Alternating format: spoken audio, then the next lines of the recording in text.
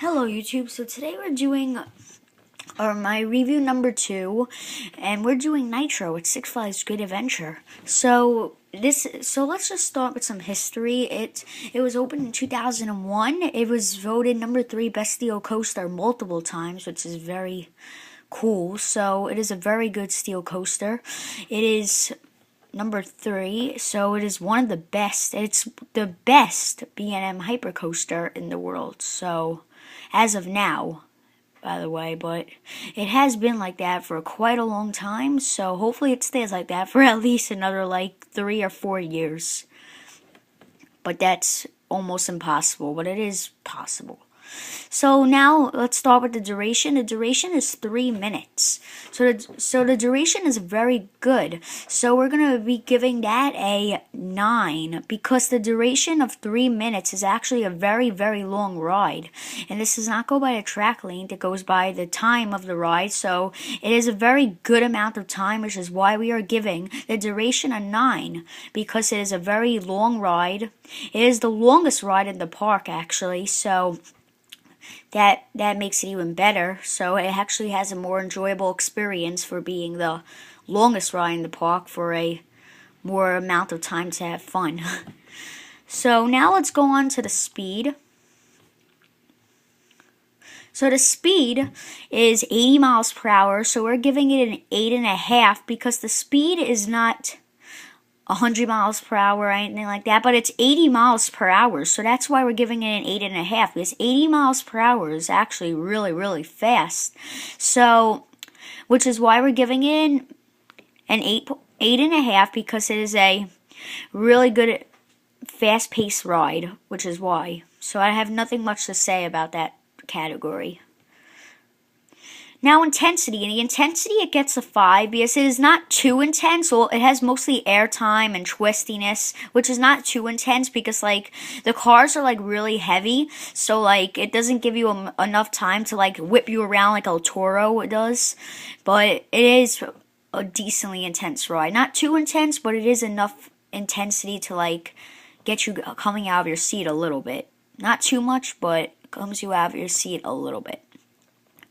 Now the height. The height is 230 feet with a 215-foot drop. So for the height, it gets a 8.5, just like the speed, because it's actually a really tall coaster, because we haven't seen any of those big coasters that I've been reviewing yet, because 230 feet is a really good height for a roller coaster. So we have to give credit, so we're going to be giving it for the height an 8.5 like we did for the speed. And the drop is a 9 because it's 215-foot drop at a 68-degree angle. So 68 degrees is a very steep drop. Not too steep, but it is very steep. It isn't as steep as El Toro and 90 degrees, but it makes you face down a little bit. It's 68 degrees is kind of it's that. It's kind of like this. Kind of like where my fingers are pointing, like how it goes. It isn't like 80 degrees like this.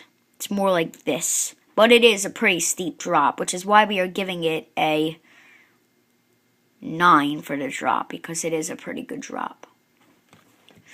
So now we have smoothness. The smoothness level is a 7 because sometimes Nitro could get pretty bumpy. If you see videos, you hear the bumpiness in people's voices if they're screaming you can hear that vibration in their noise, because it is sometimes very bumpy ride. It goes here and there. Sometimes it's bumpy, sometimes it's not. We don't know yet if it's the trains or it's the track itself, but I think it's most likely the trains, because sometimes it's a very enjoyable, smooth ride. So yeah, it's always an enjoyable ride, but sometimes it'll get a little bit shaky on your head and stuff like that. But that depends. I think it's the trains. That's my opinion. But it can be just the track. Because you have to remember, it's from 2001, so it's a pretty old ride. It's more than 10 years old. It is 14 years old. No, 13 years old. So it's a pretty old ride. Especially when it's a ride like this. It's still running amazingly today. So the airtime gets a 6 because it has airtime here and there. It's mostly more of a twistiness. Like you could see all that twistiness. The most airtime you get are on those big hills and like the small bunny hills coming towards the end. So most of it's more twistiness, as you can see, like twist. But only at the end you get the most airtime on the bunny hills. But that's just a little bit of airtime, which is why it receives a 6. So now the theming. The theming, it gets a 2 because it does not have theming whatsoever, actually. But it gets a 2 for being a steel type name, which gives it a little bit of theming towards its name, which is a pretty cool name. I wish it would get a new paint job because, like, it deserves a new paint job. The pink and yellow should maybe be like a purple and yellow. That's my opinion, because purple and yellow would actually look kind of cool. But pink and yellow doesn't really fit in with, like, the blue supports and all that. Maybe they should give it a new paint job in the future. I'm not rushing them, but they should. Now the overall rating.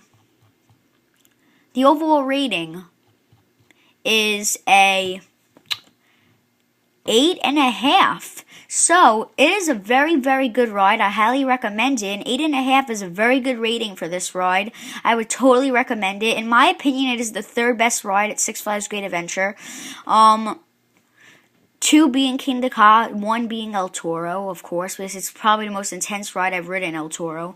So, like, I would totally recommend it. It's a really good ride, and that's Nitro. So, subscribe, like, and comment. Thanks.